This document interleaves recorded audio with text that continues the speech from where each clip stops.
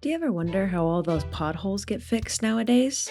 A company using AI has figured out a modern way to do it. I observed in one of my first jobs is that there's no good data on the physical world to make the right decisions. There actually is a better solution for these governments. It's really overlooked. It's not like kids are graduating college and jumping out of their seats to go reinvent, public works technology. That's not really a sector that people think of. It's how you create value is you take something that is not obvious, not easy to do, and you work your ass off and solve it. Hi, welcome back to this episode of the Tech Optimist Meet the Startup. Today, we meet Cyvl AI, a company who's helping public infrastructure and local governments improve the community's infrastructure. Today, our host for this episode is going to be Mike Collins, founder and CEO at Alumni Ventures. He's back. He's in the interview seat. And then our guest, Daniel Pelaez, co-founder and CEO of Cyvl AI. And then you'll hear me. My name is Sam Herrick. I am the guide and editor for this podcast, The Tech Optimist. So a little bit about the interview today. Daniel and Mike really discuss how Cyvl helps these local governments improve and rebuild infrastructure within their sectors. Daniel talks about this massive recurring problem on how all these engineering companies and all these construction companies have a hard time getting correct, accurate, and modern data on the physical world that they live in. So this is where Cyvl AI comes in.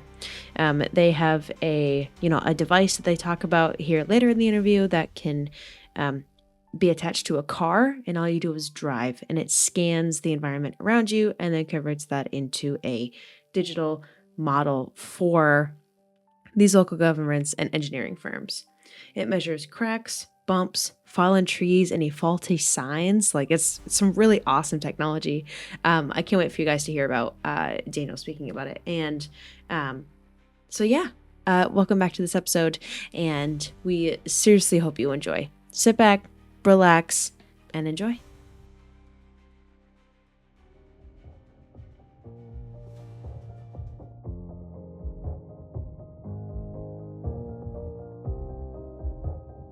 As a reminder, the Tech Optimist podcast is for the informational purposes only. It is not personalized advice, and it is not an offer to buy or sell securities. For additional important details, please see the text description accompanying this episode. It's a lonely job, my friend. Yeah, I know. And people told me that from the start. So I'm not surprised. Listen, it's all good. I've been doing this for 35 years. You become, you definitely want to develop kind of a cupboard of people that you can talk to. Yeah. And that can take some time, and it changes as your life develops. It's also you just learn to deal with shit. Yep.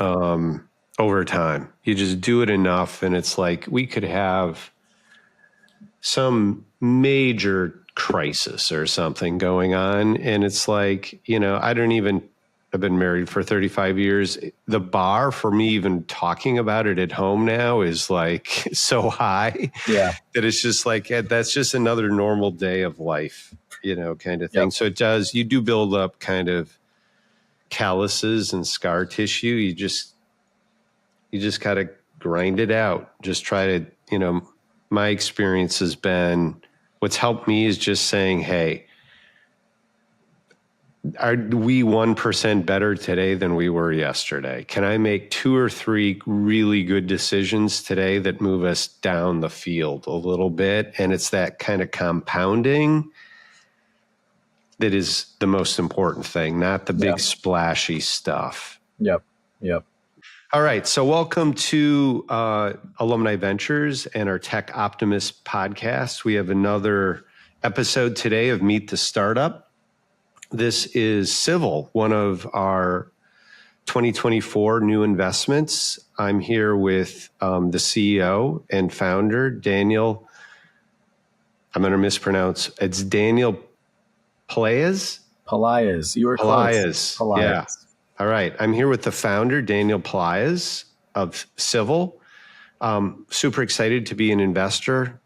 Nice to meet you, Daniel, and welcome to the show. Mike, it's great to be here. Appreciate you having me. All right, so hopping right in, tell me about Cyvl. What's the elevator pitch?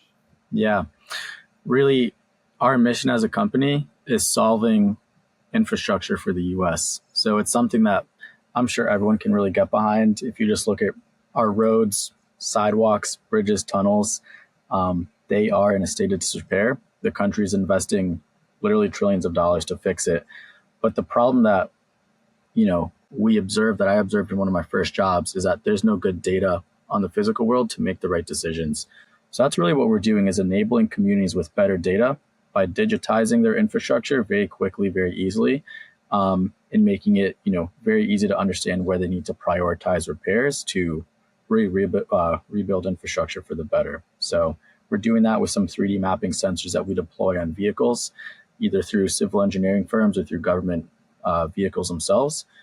We 3D map every single centimeter of a roadway, of a sidewalk, identifying cracks in the roads, deficient signs, trees that could be of hazard. And then we report everything in a very easy to understand, digestible fashion for governments to really use in their day-to-day planning operations and capital improvement budgeting as well. So building better infrastructure for towns and cities of the US at the end of the day. All right. I think everyone who listens to this podcast knows the general rule of thumb on how things go here. So Cyvl, spent some time and really invested in a demo video for the technology and for their company and for their, just influence and their mantra on why they do business and how they do business. It shows the sensor, it shows how it works, it shows their software that comes along. So I'm going to play that now. You can see the visual on, all of our socials, or you can just listen to it here in podcast form. But then after that, we're going to hop into an ad. And then right after that, we're going to hop back to the interview where Mike starts to talk to Daniel about where they are as a company, Cyvl. So let's hang tight and keep going. Welcome to Cyvl, where we make manual infrastructure assessments a thing of the past. Our nation's infrastructure has been overlooked for a while now, but it isn't too late to start making the necessary changes in the way we manage it. Current methods of infrastructure inspections can be time-consuming, costly, and produce inconsistent and fragmented data. Cyvl has solved these problems. Their proprietary technology that makes infrastructure asset management simple, quick, efficient, and cost-effective. By using 3D mapping technology and artificial intelligence algorithms, they have developed the perfect solution for any civil engineering firm or government agency. The Cyvl sensor is sent to you in an easily shippable package. Simply mount the sensor to the roof of any vehicle to get started. Once the sensor has been mounted, all you have to do is turn it on and drive around. As you drive, the Cyvl sensor scans the world around you, creating a 3D digital twin of the built environment while capturing high-resolution imagery and laser scan data. When you've completed collecting data for your project, simply upload everything to Cyvl's secure web-based platform. Then, kick your feedback as the algorithms do all the heavy lifting by processing the data and delivering actionable results. Once the data is analyzed, log into Cyvl's platform to review your results in depth. You can also export all data and integrate it into your favorite geospatial and engineering software. By leveraging Cyvl's technology, engineering firms are able to gain operational efficiencies, reduce project costs, and deliver better results. Firms can also be awarded more business by being able to submit better, lower-priced bids than their competitor. Reach out today to learn more and set up a demo. Better data, better decisions, better infrastructure. That's what Cyvl is all about. Hey everyone, just taking a quick break so I can tell you about the Deep Tech Fund from Alumni Ventures. AV is one of the only VC firms focused on making venture capital accessible to individual investors like you. In fact, AV is one of the most active and best performing VCs in the US, and we co-invest alongside renowned lead investors. With our Deep Tech Fund, you'll have the opportunity to invest in innovative solutions to major technical and scientific challenges, which can have a hugely positive effect on society. companies that have the potential to redefine industries and create a more sustainable future and deliver significant financial returns. So if you're interested, visit us at av.vc/funds/deep-tech. Now back to the show. And you're an early stage company. Tell me a little bit about where you are in your journey. Yeah. So early stage, I don't know if there's any metrics that really define what that is, but we are now 3 years into our journey. Went full time on this in 2021 and fiddled around a little bit. That was right after graduating college. Started generating real revenues in 2022. And here we are today. We've already worked with over 200 towns and cities across the US, pushing close to 300 by the end of this year, really just all done in the last year and a half, and working with about a couple dozen large civil engineering firms across the US as well. So yeah, we've been able to scale up a little bit. Certainly, there are thousands and thousands of municipalities and governments that we can be helping out at the end of the day, but we're seeing some good traction. We're about 20 employees based here in Boston, Massachusetts. Excellent. Tell us a little bit about the origin story. I mean, you're on the younger end for being a founder, entrepreneur. Tell me a little bit about how Cyvl came to be. Yeah, I think personally it's a fun story. So it goes back to after my freshman year of college. I did not have a cool internship. I was just working a manual labor job at the local public works department in Southbury, Connecticut, one town over from where I grew up. And I was just one of the folks that was driving a pickup truck, starting at 6 a.m. every day, finding things that are broken. Like that was a job. Drive around, find things that are broken, fill potholes, fix signs, cut down trees. That's it. And I remember asking the director, do we have a better way to prioritize how we're going about things? And maybe there's a list. He said, no, Daniel, there's no way to track these things. Things just break, someone calls, and we go after fixing it. But we wished there was a better way. And kind of went back to school. I was studying electrical engineering at Worcester Polytechnic Institute in Massachusetts. I was learning about self-driving cars and robotics and computer vision and low-cost LiDAR sensors and cameras to achieve this for autonomy, and just started to think, I had that experience in the back of my mind, started to realize what this technology could do, how far research and investment in these fields has gone, and thought, I think there actually is a better solution for these governments. It's really overlooked. It's not like kids are graduating college and jumping out of their seats to go reinvent, public works technology. That's not really a sector that people think of. And saw it as a big problem to solve, and just kind of caught that entrepreneur startup bug, even though I had no idea what a startup was in undergrad. But fast forward a couple of years, had some great mentors, did tons of customer discovery when I was still in college. And then shortly after graduating is when we raised our first small sort of angel round to actually pursue the idea full time after we had validated it with tons of towns in Massachusetts. Tell me what you think is on trend. I mean, what are the big tailwinds behind Cyvl? Yeah.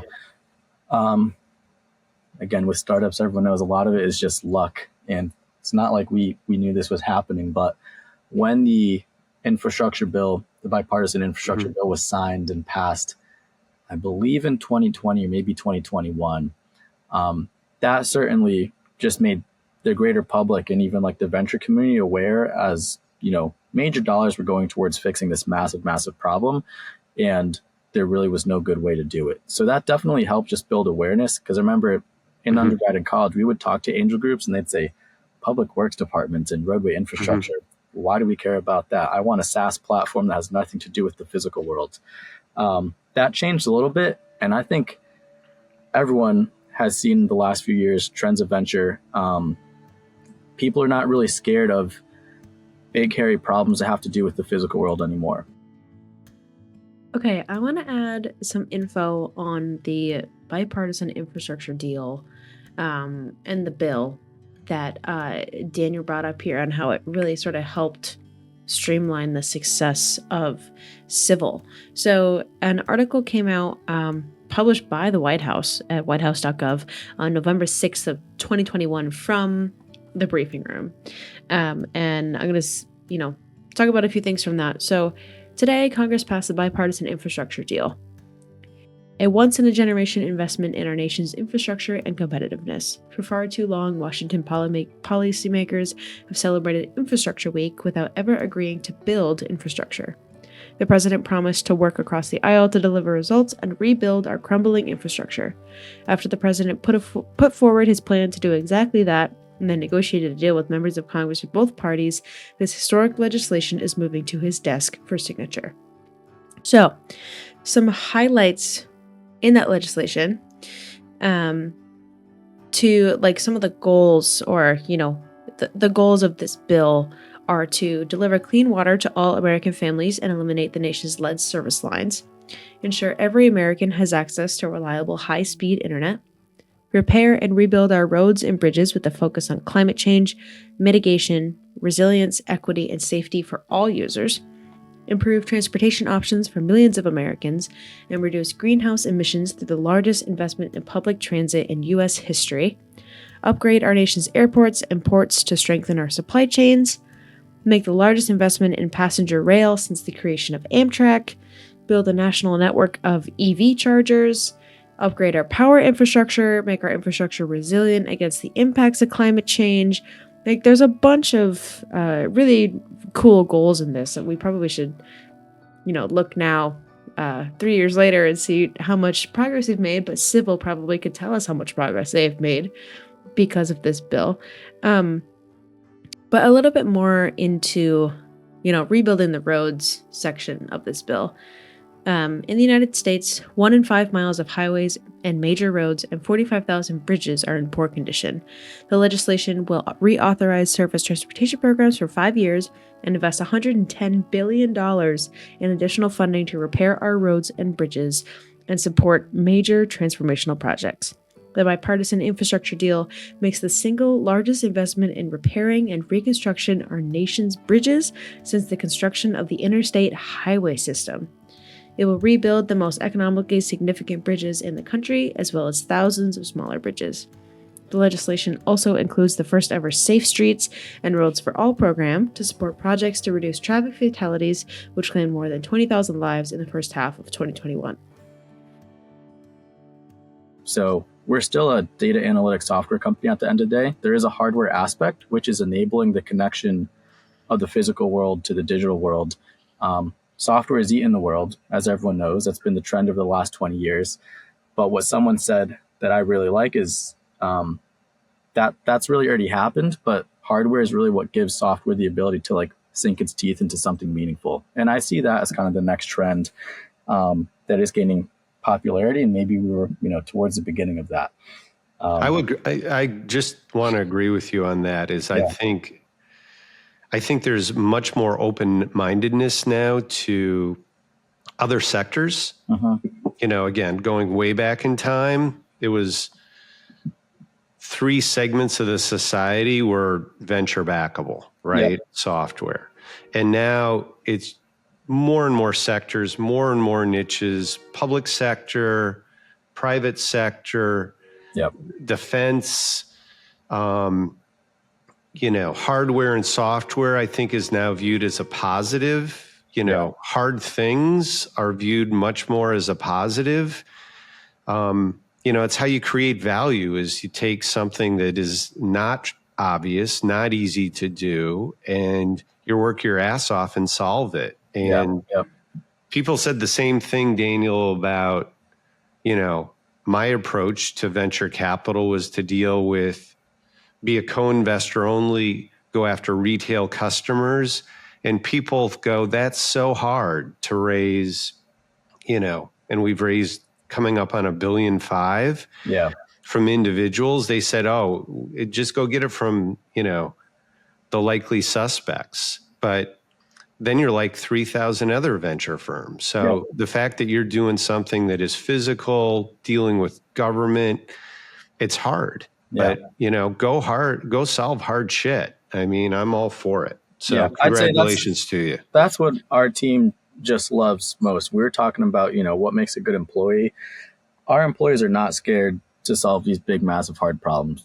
There are unknowns too at the end of the day, but if we're successful, there's just such massive opportunity also just for impact in like the communities we live in, like real world impact. We're solving real world problems here.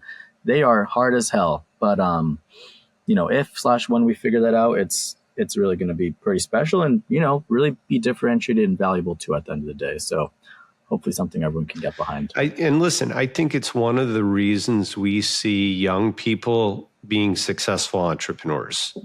This is a question I get a lot. And obviously you have great entrepreneurs who start companies at kind of every age and stage and background. Yep. But doing hard things takes a bunch of energy. And frankly, it takes a bit of being open-minded and not being like, oh, this failed in, 1999, and so it's going to fail again. So it's like, the energy of youth, the open-mindedness of youth shows you the importance of that versus kind of experience. Yep. So an ask, we have a big community of people who have invested in our funds and a lot of other entrepreneurs. How could people help Cyvl, help your company, Daniel? What's your ask? I